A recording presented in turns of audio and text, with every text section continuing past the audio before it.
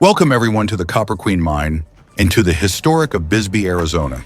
Today we'll be traveling about 1,500 feet straight into the Mule Mountains and more than a century into Arizona's mining history.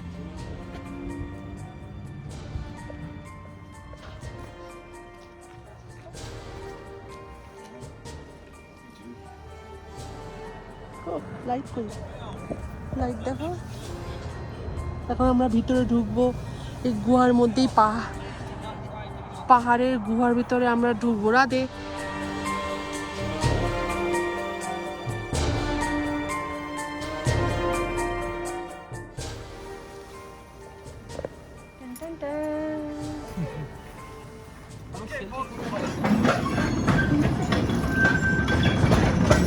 Bisbee was founded with the start of operations at the Copper Queen Mine in 1880, which continued until 1975, making it one of the longest continuously operating copper mines in Arizona. Over nearly a century, miners dug hundreds of miles of tunnels, many of which still exist deep beneath our feet. This mine helped make it one of the richest mineral-producing regions in the world. At its peak, the Copper Queen Mine produced millions of tons of copper, along with gold, silver, zinc, and lead, metals that helped electrify America and fuel industrial growth.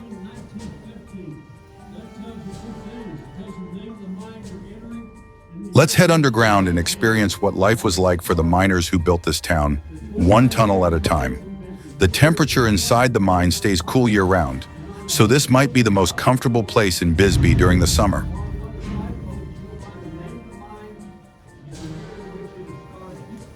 As we go down, imagine this place in the early 1900s. There were no electric lights, no air conditioning, and no power tools. Miners worked by candlelight, using hand drills, black powder, and later dynamite. A typical shift lasted 10 to 12 hours, often in heat, thick dust, and near total darkness. Take a moment to notice how narrow and uneven these tunnels are. This is exactly what the miners faced every day.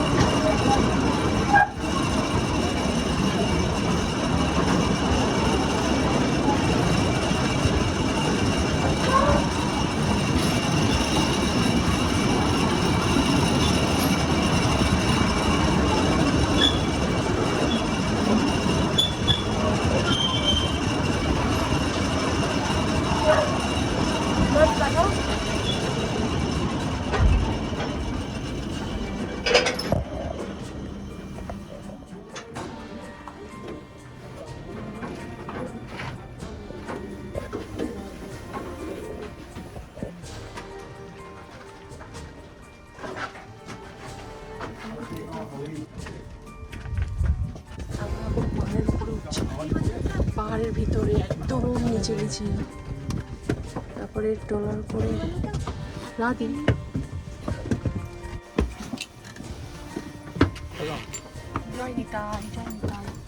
আমরা একদম পাহাড়ের কাছে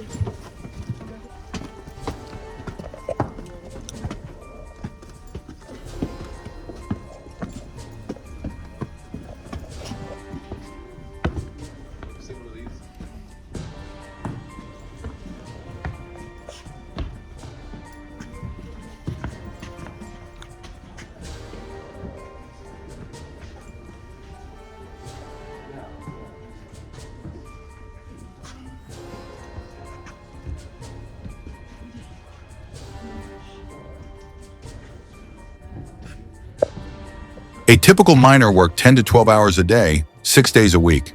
Pay was decent for the time, but safety was not. Cave-ins, toxic gases and blasting accidents were common.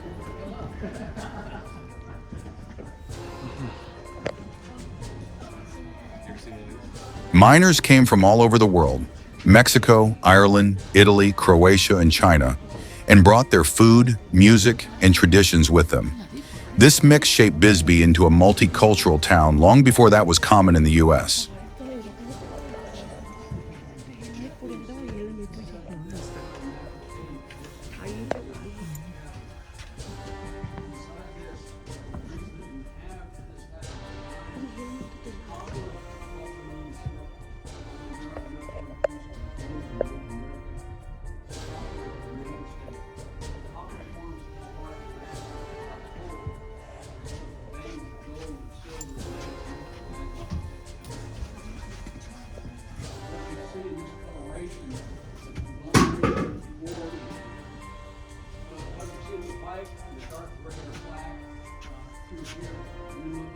Silver and lead, and that is what we cover first.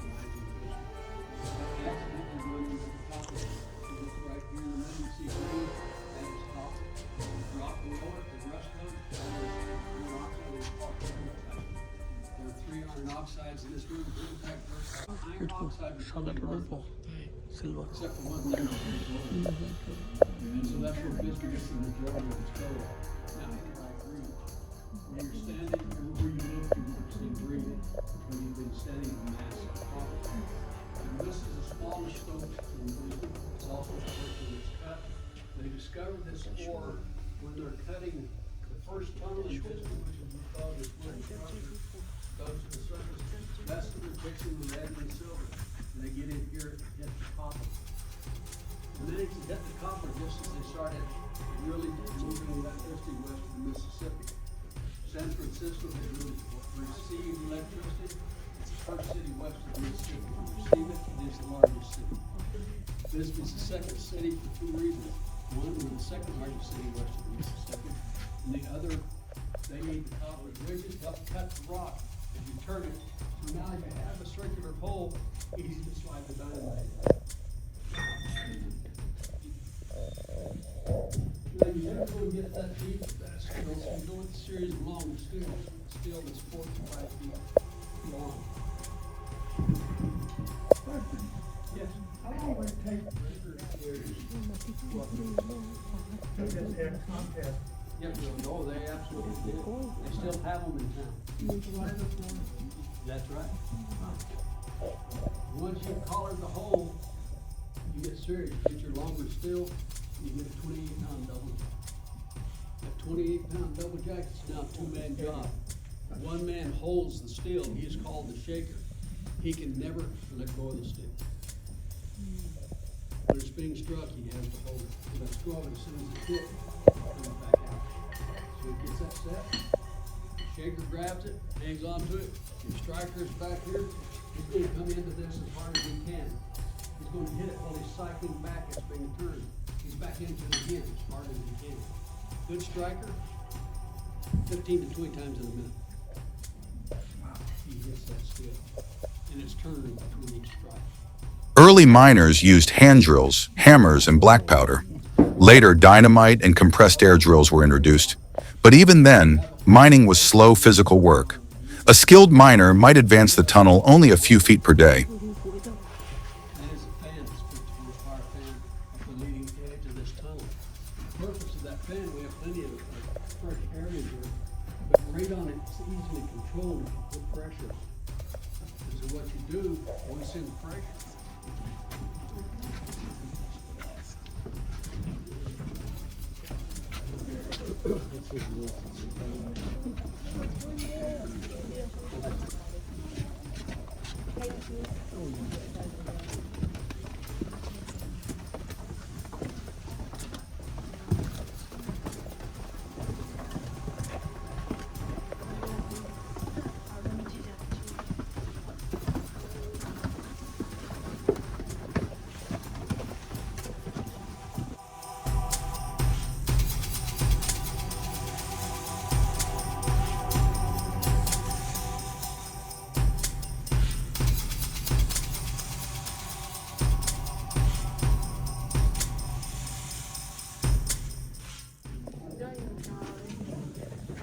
সোনা রূপা সব আছে পাহাড়ের পাহাড়ের ভিতরে।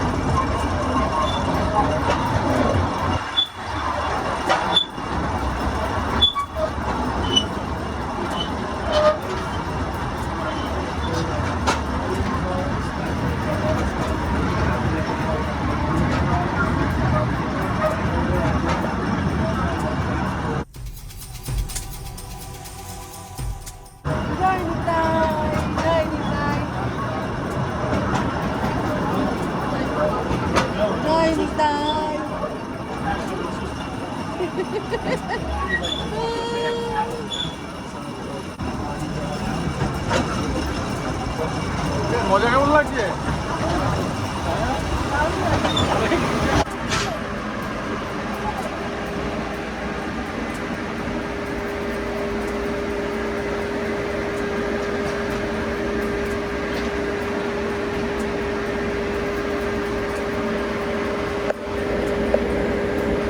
দেখিস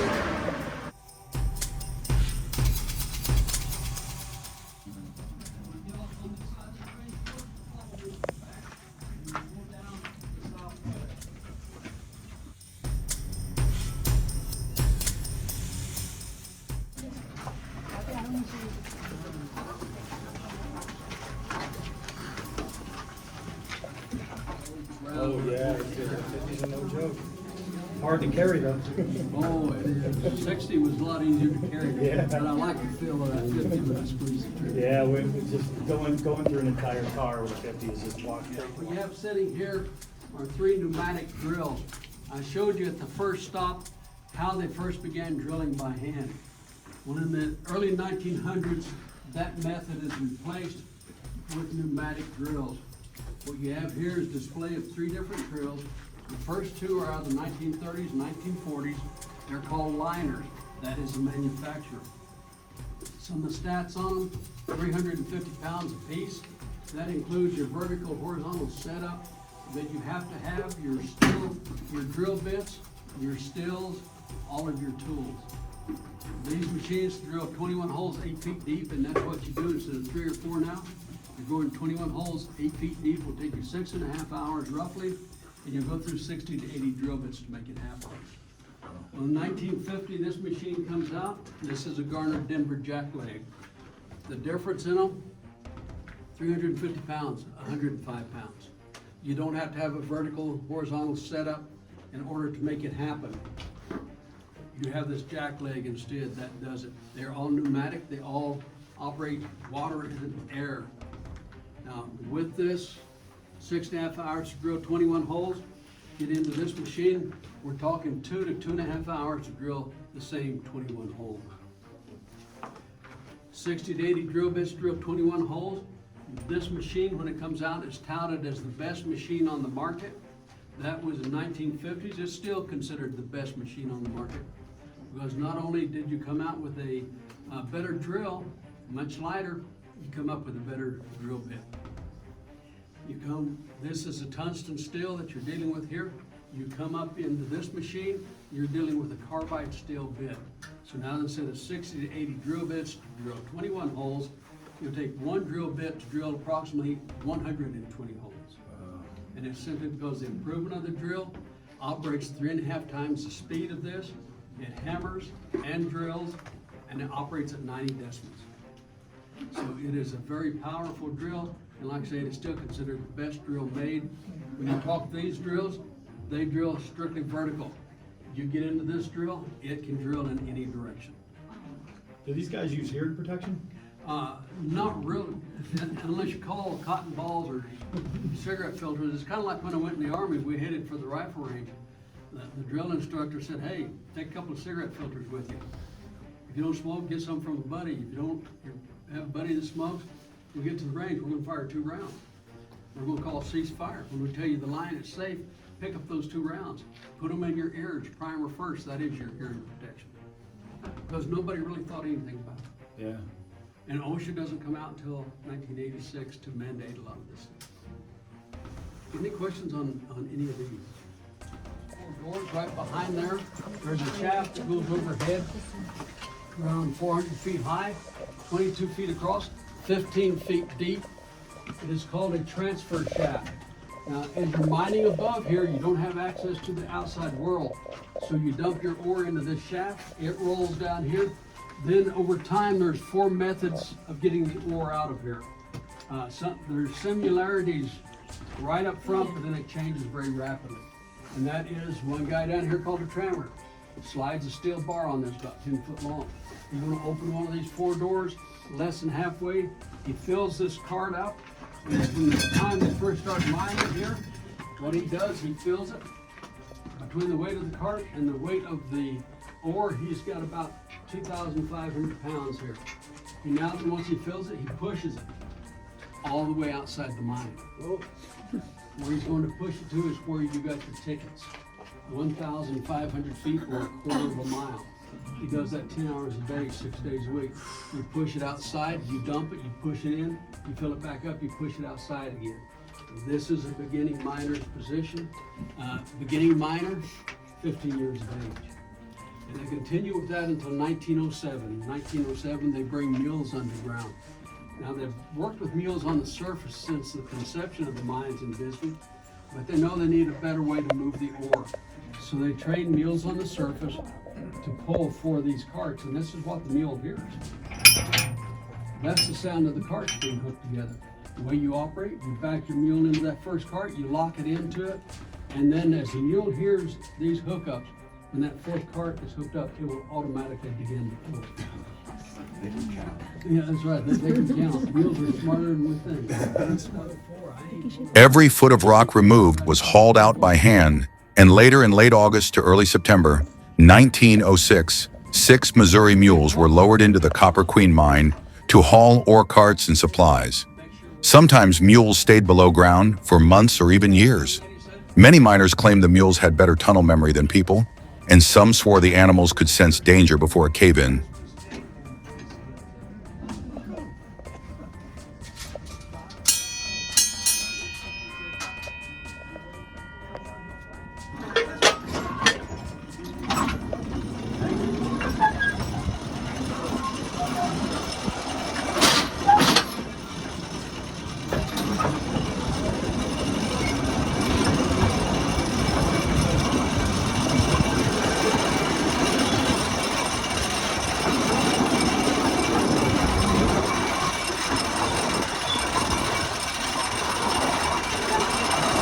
It's worth remembering that hundreds of miners lost their lives in mines like this across Arizona.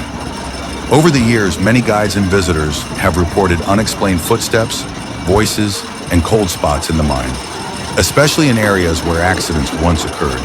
Some say they've seen the shadowy figure of a miner holding a lantern, even though all lights were off.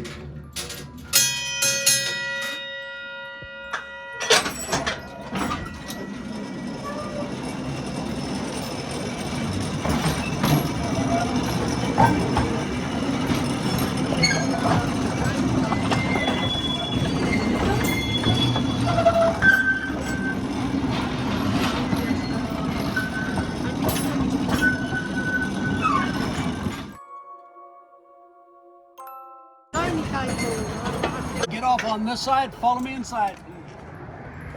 When the mine closed in 1975, Bisbee faced an uncertain future. Instead of disappearing like many mining towns, it transformed into a historic and artistic community, preserving its mining heritage, including this tour we're on today.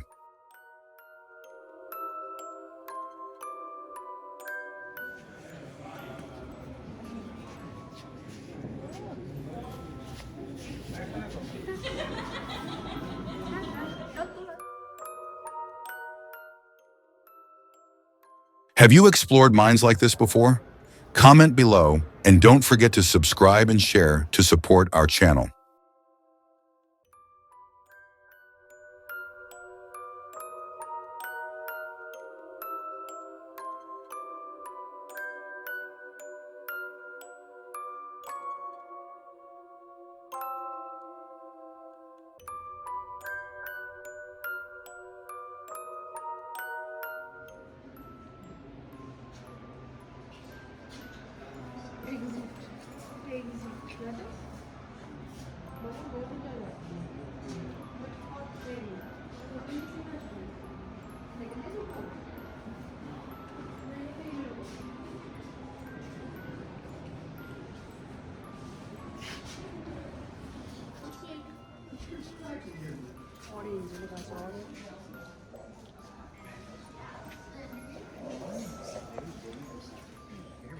온도가 잘 안 내려오는데?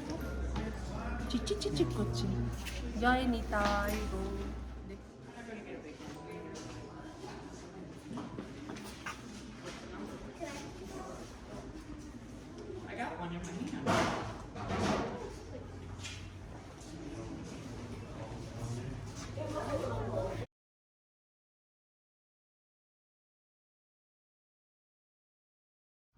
এই পাহাড়টার নিচেই আমরা গেছিলাম। এই পাহাড়টার নিচে সব এই ভিডিওগুলো ছবি আপনারা দেখতে পারবেন। এই পাহাড় থেকেই নিচে নেমে আসলাম, একদম পাহাড়ের নিচে পুরো গেছিলাম। এই দেখুন এই পাহাড়টা বিশাল বড় পাহাড়। এই পাহাড়টার নিচেই আমরা ওই ট্রলি করে আমাদের ঘোরালো, অপূর্ব লাগলো।